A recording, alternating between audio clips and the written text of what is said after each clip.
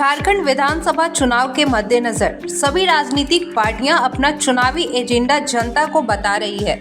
इसमें निर्दलीय भी पीछे नहीं है। डुमरी विधानसभा से निर्दलीय चुनाव लड़ रहे प्रत्याशी बैजनाथ महतो ने मंगलवार को अपना चुनावी संकल्प पत्र जारी किया। संकल्प पत्र में उन्होंने गांव के खेतों में सालों भर पानी पहुंचाने, फसलों को नुकसान से बचने के लिए प्रत्येक 5 पंचायत में कानी हाउस की स्थापना करने, मृत जानवरों के दाह संस्कार की व्यवस्था करने, जंगल बचाने और उसमें उगे औषधीय के जरिए रोजगार को बढ़ावा देने की योजना संकल्प पत्र के माध्यम से जनता को बताया। उन्होंने कहा कि डुमरी में बड़े पैमाने पर जंगल है और इस जंगल के जरिए डुमरी वासियों को रोजगार का सृजन हो सकता है, लेकिन किसी जनप्रतिनिधि ने इस पर ध्यान नहीं दिया, जिसके कारण डुमरी क्षेत्र में बड़ी बेरोजगारी है। सभी को जोहार, प्रणाम।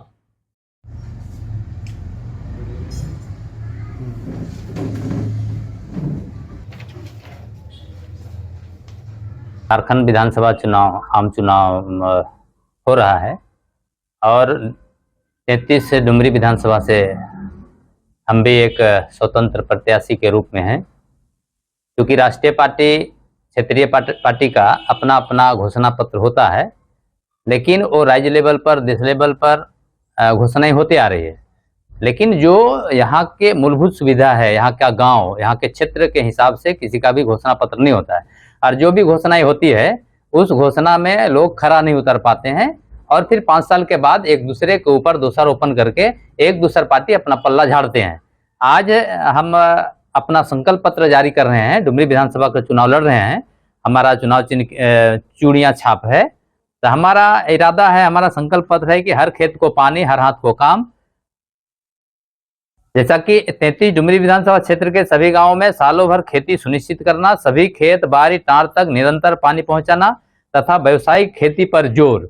अगर ये होगा तो हर हाथ को काम मिल जाएगा, हर खेत को पानी मिल जाएगा और स्वरोजगार से लोग जुड़ जाएंगे। सालों भर जानवरों का टेकाई छेकाई करवाने हेतु प्रत्येक 5 पंचायत में एक गरु गुहाल मैंने गौशाला का स्थापना कर बेहतर ढंग से संचालित करना। जो सालों भर जानवर का टेकाई छेकाई नहीं होने के चलते यहाँ पर खेती नहीं हो पाता है, तो हम प्रत्येक 5 पंचायत में एक गौशाला का स्थापना करेंगे, जिसके चलते किसान वहां अपने जानवर को रखेंगे।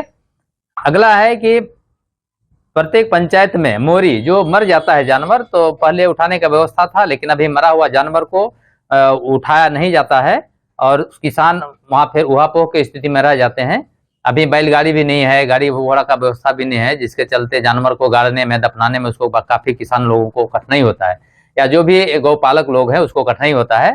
तो हमारे विधायक बनने से एक व्यवस्था होगा कि हर पंचायत में जिनका भी जानवर मर जाए तो वो एक कॉल करेंगे तो गाड़ी उनके पहुंच जाएगा और पहुंचने के बाद फिर हम उस जानवर को दफनाने का भी पूरी व्यवस्था सुनिश्चित करेंगे।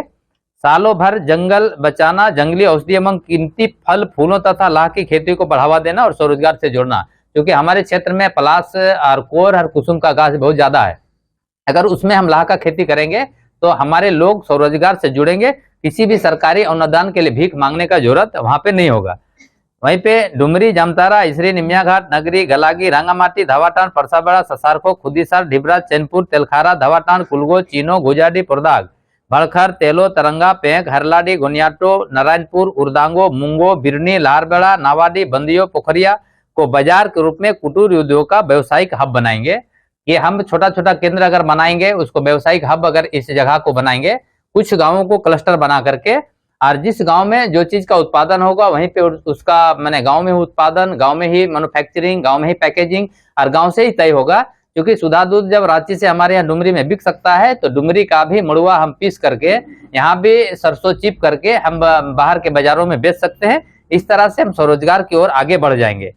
खेल एकेडमी का स्थापना कर फुटबॉल, वॉलीबॉल, क्रिकेट, तीरंदाजी, साइकिलिंग आदि खेलों में खिलाड़ियों के लिए कोच एवं कोचिंग की अस्थायी व्यवस्था कर खिलाड़ियों को दक्ष बनाना।